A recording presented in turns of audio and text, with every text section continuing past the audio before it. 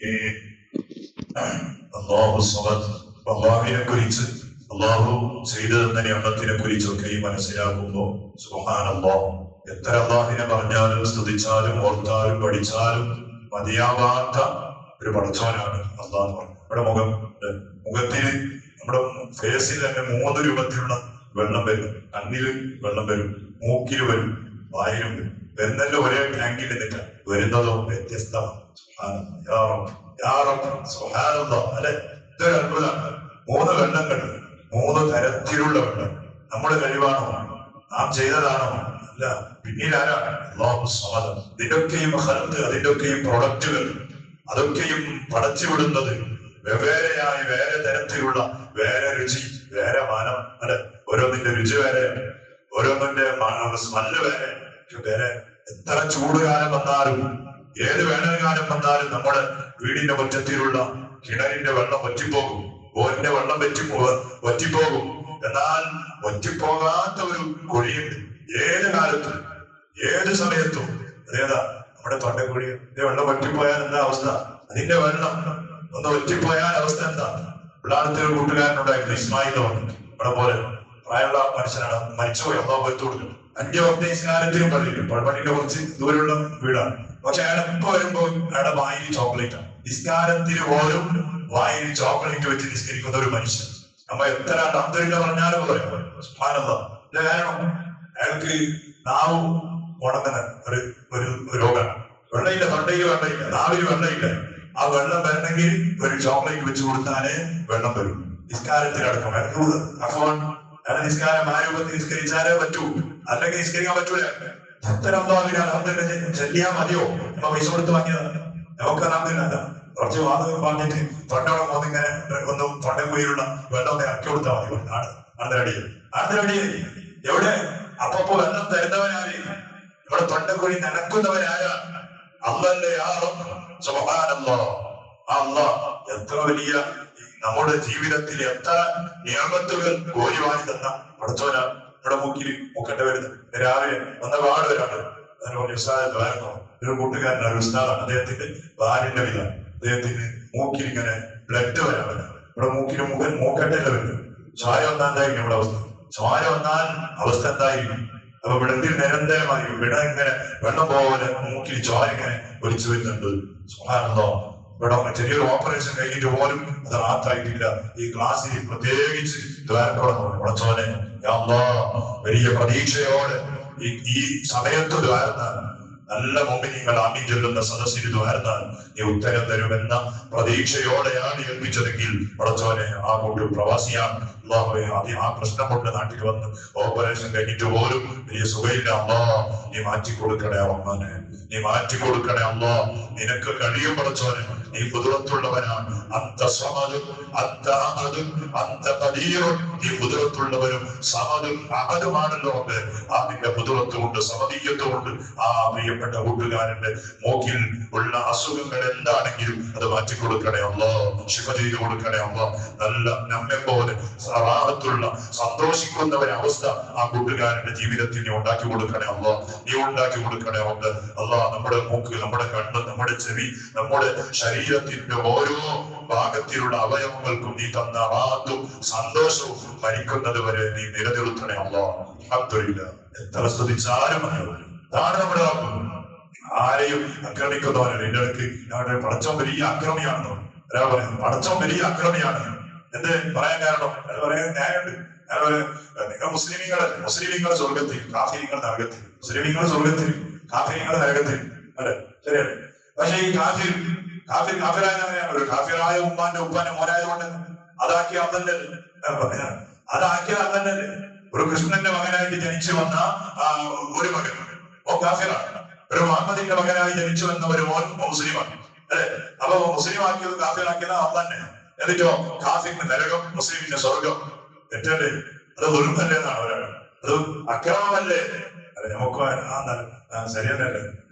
ഒരിക്കലുമല്ല.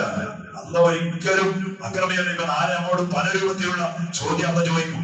അതിനിടയ്ക്ക് നമ്മോട് ചോദിക്കൂല, ഒരു കൃഷ്ണന്റെ മോനോട് ചോദിക്കൂല, എന്താണോ ഈ കൃഷ്ണന്റെ മോനായിട്ട് ജനിച്ചു വന്നത് എന്നൊന്ന് ചോദിക്കോ? ഇല്ല, അത് ചോദ്യമില്ല. ഒരിക്കലും അത് ചോദിക്കൂല. സുബ്ഹാനല്ലാഹ്. അല്ല അങ്ങനെ ഒരു ഉൾമ ചെയ്യുന്ന ആളെന്നെ അല്ല. പിന്നെയോ ഒരു എക്സാമ്പിൾ പറയാം. ഒരു ഇപ്പൊ കള്ളമാരുണ്ട് കുറുവസം അല്ലെ, കുറുവസം എന്ന് പറഞ്ഞ ഒരു നാടിന്റെ പേരല്ലേ, ആലപ്പുഴ ഭാഗത്തിലുള്ള ഒരു നാടിന്റെ പേര്, ഒരു വില്ലേജിന്റെ പേര്. അടുത്ത ആളുകൾ മുഴുവൻ കള്ളന്മാരാണ്. കള്ളന്മാരാണ്. എന്റെ കള്ളന്മാരും ഉപ്പം കള്ളം കള്ളനാണ്, ഉമ്മയും കള്ളത്തിയാണ്, പെങ്ങളും കള്ളത്തി, ആ ബ്രദർ കള്ളൻ. അതെങ്ങനെ കള്ളന്മാരിടയിൽ കൂടിയിട്ട് പഠിച്ച് കണ്ടിട്ട് മുഴുവൻ ആളുകൾ കള്ളന്മാരാണ്. അപ്പൊ അതിൽ ഉള്ള ഒരാള് ഒരു പോലീസ് പിടിച്ച് കട്ടതിന്റെ പേര് പിടിച്ച് അറസ്റ്റ് ചെയ്തു. എതിരാണ് കൊണ്ടുവന്ന് കോടതി രാജാവാക്കി, കോടതി രാജാവാക്കി. അവരോട് ചോദിച്ചു, ഞാനെന്ത് ചെയ്യാനാ, എന്റെ ഉപ്പ കണ്ടായിരുന്നു, എന്റെ ഉമ്മ കണ്ടെത്തി, എന്റെ സിസ്റ്റർ കണ്ടെത്തിയാണ്, എന്റെ നാട്ടുകാർ മുഴുവൻ കണ്ടെത്താണ്, ഞാനത് പഠിച്ച് ഞങ്ങൾക്ക് വരെ തെറ്റൊന്നും അല്ലാന്ന് പറഞ്ഞാൽ കോടതി വെറുതെ വിടും. അങ്ങനെ അല്ലാതോടാ, കാരണം നീ വെറുതെ വിടും, കോടതി വെറുതെ വിടൂല, കോടതി വെറുതെ വിടൂല. നിന്റെ ഉപ്പ കണ്ടന്, ഉമ്മ കണ്ടെത്തി, നാട്ടുകാരെ മുഴുവൻ കണ്ടെന്നാറ്, അതുകൊണ്ട് നീ കണ്ട ശരി കോടതി പറയോ? ഇല്ല, ഒരിക്കലും പറയൂല. നല്ലൊരു മനുഷ്യൻ കണ്ടു, നല്ലൊരു സ്വാരിയായ മനുഷ്യൻ കണ്ടു. എന്നാൽ സ്വാരിയായ മനുഷ്യനാണെങ്കിലും കള്ളന്മാരും ഇടയിൽ ജീവിച്ചു വന്ന മനുഷ്യനാണെങ്കിലും കോടതിയുടെ വിധി കണ്ടതിന്റെ പേരിൽ ഒന്ന് തന്നെയായിരിക്കും. ഇതുപോലെയാണ് അള്ളാഹുവിന്റെ വിധിയും. നീ ഒരു കൃഷ്ണന്റെ മോനായിട്ട് ജനിച്ചു വന്നതിന്റെ പേരിൽ അത് എന്നോട് ചോദ്യം ചെയ്യൂല. പിന്നെയോ അന്ന് ചോദ്യം ചെയ്യുന്ന എപ്പോഴാണ്? നമ്മുടെ മണ്ണ് ഉണ്ടല്ലേ, നമുക്കത് തന്നെ മണ്ണ് എന്ന് പറയും അല്ലെ, അങ്ങനെ പറയും. ഇത് ഈ മണ്ണ് ഉപയോഗിക്കാതിരുന്നാലാണ് അള്ളാഹുവിന്റെ ചോദ്യം നമ്മോട് വരുന്നത്. എനിക്ക് ബുദ്ധിരാത്തില്ലെന്നാണ് അത് ചോദിക്കുന്നത്. നമ്മുടെ സഹാബത്തിന്റെ കൂട്ടത്തിലുള്ള സഹാബത്ത് മിക്കവാറും സഹാബത്തിനടുത്ത് നോക്കിയാൽ അവരാരായിരുന്നു?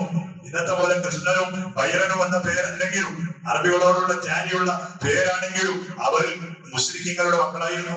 കൊല്ലും എല്ലാവരെയാണ് ഉപമാനങ്ങളും ഉദ്മാനങ്ങളും എല്ലാവരും ഒരു കാഫിറായ ഉപ്പാന്റെ അതുപോലെ ഉമ്മാന്റെ മകനായി ജനിച്ചുകൊണ്ടവരായിരുന്നു. പിന്നെ ഉസ്മാനായി മണ്ണ് ഉപയോഗിച്ചുകൊണ്ട് ഉപകരണങ്ങളായതാണ്. അവരാ ബുദ്ധി ഉപയോഗിച്ചുകൊണ്ടാണ്.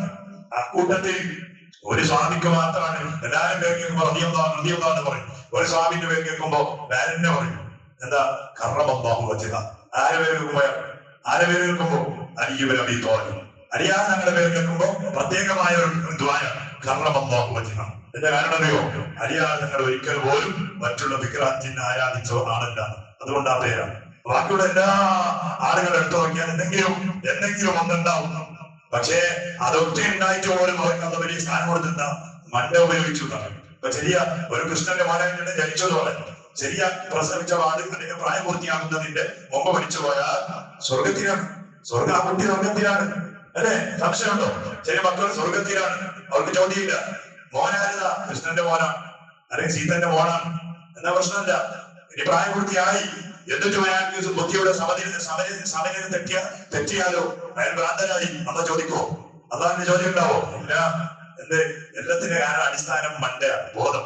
നമ്മുടെ അക്കലാണ്. ഈ അക്കലുണ്ടായിട്ട് പോലും നീ ഉപയോഗിച്ചില്ല എങ്കിൽ അതിന്റെ പേര് അല്ലാഹു തആല നിനക്ക് നൽകുന്നൊരു, അതിന്റെ പേര് അല്ലാഹു നിന്നെ ശിക്ഷിക്കും. ഇത് എല്ലാവർക്കും ഒരുപോലെയാണ്. മുസ്ലിം ആയാലും കാഫിറായാലും അക്കൽ ഉപയോഗിച്ചോ, നീ മുസ്ലിം തന്നെയാണ്, അതിന് ബുദ്ധി ഉപയോഗിക്കാതെ ജീവിച്ചാലോ അയാൾക്ക് നരകം കിട്ടും. അയാളത് വരുന്നുള്ളൂ. മുസ്ലിമാണ്. മുഹമ്മദിന്റെ മോനെ നിസ്കാരമില്ല, മുഹമ്മദിന്റെ മോൻ തന്നെയാണ്, നോക്കിയില്ല. എന്നാ ഉപ്പ മുഹമ്മദ് ആയതുകൊണ്ട് മോനെ സലാമത്ത് കിട്ടോ? ഇല്ല, ഒരിക്കലും ഇല്ല. അപ്പൊ എന്താ അതിന്റെ കാരണം? ഒരിക്കലും അള്ളാഹിനെ കുറിച്ച് അങ്ങനെ അക്രമിയാണ് എന്ന് പറയാൻ പറ്റിയ ഒരു പടച്ചോനല്ല നമ്മുടെ അള്ളാഹ്. അള്ളാഹു അതിലാണ്, അള്ളാഹു നീതിമാനാണ്, അള്ളാഹു റഹ്മാനാണ്, അള്ളാഹു റഹീമാണ്. പക്ഷേ നാം ഉപയോഗിക്കേണ്ടതും നാം ചെയ്യേണ്ടതും നാം ചെയ്തില്ലെങ്കിൽ അതിന്റെ പേരിൽ ആരായാലും അവൻ ഏത് തരത്തിലുള്ള ആളാണെങ്കിലും അന്ന് വെറുതെ അറിഞ്ഞുകൊണ്ടത് പടച്ച റബ്ബ് തന്നെയാണ്. അല്ലാഹു സമദ്, എല്ലാം പടച്ചവനാണ് അല്ലാഹു. നമ്മുടെ ശരീരവും ശരീരത്തിന്റെ നിയന്ത്രണങ്ങളും സ്വാരയും മജ്ജയും ശരീരത്തിലുള്ള എന്തൊക്കെയുണ്ടോ അതൊക്കെയും പഠിച്ചത്. അതാണ് അതിന് ചെറിയൊരു പ്രശ്നം വരുമ്പോ ഓരോട് തന്നെ പറയും. വെള്ളത്തിന് പകരം രക്തം പറയുമ്പോ അവരോട് അള്ളാഹിനോട് നമ്മൾ പറയേണ്ടത് അള്ളാഹിനോടാണ്. അള്ളാഹു തആല എല്ലാ രൂപത്തിലും നമുക്ക് തന്നെ നടത്തും സന്തോഷവും ആഫിയത്തും മരിക്കുന്നത് വരെ അള്ളാഹു താലിമാക്കി തരട്ടെ. അള്ളാഹുവേ നീ നിലനിർത്തി തരണേ അള്ളാഹ്. ആ പ്രിയപ്പെട്ട കൂട്ടുകാരന്റെ മൂക്കിന്റെ അസുഖങ്ങൾ റബ്ബേ നീ മാറ്റിക്കൊടുക്കണേ അള്ളാഹ്. റബ്ബേ ഒരാളുടെ മൂക്കട്ട് വന്നില്ലെങ്കിലും പ്രശ്നമാണ് പഠിച്ചോനെ. എത്രയോ ആളുകൾ അതിന്റെ പേരിൽ ഓപ്പറേഷൻ ചെയ്തിട്ട് റബ്ബേ മൂക്കട്ട് വരാൻ കാരണം അത് വന്നില്ലെങ്കിൽ തലച്ചോറിലും അതുപോലെ ശരീരത്തിന്റെ ആരോഗ്യത്തിലൊക്കെയും ബാധിക്കും. അൽഹംദുലില്ലാഹ് എത്ര കാലമായി ഒരു ഓപ്പറേഷൻ ഇല്ലാതെ റബ്ബേ സുഖമായി ജലദോഷമാകുമ്പോൾ അതിന്റെ ആ രൂപത്തിൽ നമ്മുടെ മൂക്കട്ടയും മറ്റും ഇറങ്ങി വരുന്നു. പ്രവർത്തിച്ചത് നീയാണ്. അൽഹംദുലില്ലാ, അൽഹംദുലില്ലാ. അതേ സ്ഥാനത്ത് വരേണ്ട വെള്ളം വരേണ്ട സ്ഥാനത്ത് രക്തം വന്നാൽ അത് വലിയ പ്രയാസമാണ്, അത് വലിയ ബുദ്ധിമുട്ടാണ്, വലിയ പേടിയാണ്. അള്ളാഹുവേ നീ ശിഫ കൊടുക്കണേ അല്ലാ, ശിഫ കൊടുക്കണേ അല്ലാ. നമ്മുടെ ആരോഗ്യവും ആഫിയത്തും നിലനിർത്തണേ അല്ലാ. ഞാൻ മുതൽ നമ്മുടെ ദ്വാരക്കുന്ന ചെറിയ ഒരു ചെറുപ്പക്കാരൻ ക്യാൻസർ രോഗിയാണ്. ഇന്നലെ രാത്രി ആ ചെറുപ്പക്കാരന്റെ ഓപ്പറേഷൻ കഴിഞ്ഞു എന്ന് പറഞ്ഞു. അൽഹംദുലില്ലാ, അൽഹംദുലില്ലാ. റബ്ബേ നീയുള്ള കാര്യങ്ങളും റബ്ബേ നീ റാഹത്തിലാക്കി കൊടുക്കണേ അല്ലാ, റാഹത്തിലാക്കി കൊടുക്കണേ അല്ലാ, ശിഫാവ് കൊടുക്കണേ അല്ലാ. ചെറിയ കുട്ടിയുണ്ടെന്ന് പറഞ്ഞു. റബ്ബേ ഒരുപാട് കാലം ആ കുഞ്ഞിക്ക് ഉപ്പാനെ വിളിക്കാൻ ആ ഉപ്പാൻ ആഫിയത്തോടെ ആരോഗ്യത്തോടെ നീ ബാക്കിയാക്കി കൊടുക്കണേ അല്ലാ.